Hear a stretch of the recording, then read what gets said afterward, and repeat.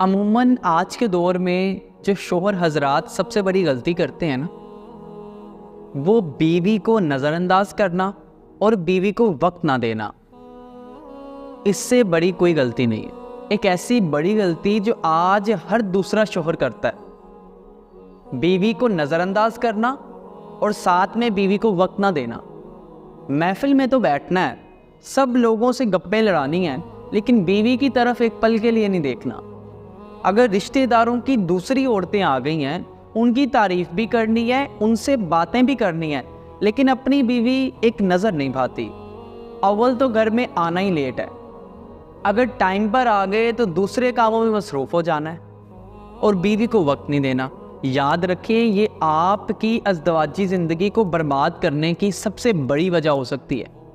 اس کے بارے میں نہ جانے کتنی ہی حکایتیں، کتنی ہی مثالیں ہمیں اپنے معاشرے سے ملتی ہیں، کیونکہ خامن سمجھتا ہے اب تو یہ بیوی ہے، اب تو اس کو گفٹ دینا بھی ضروری نہیں ہے، اب تو اس کے پاس بیٹھ کے میٹھی میٹھی باتیں کرنا بھی ضروری نہیں ہے۔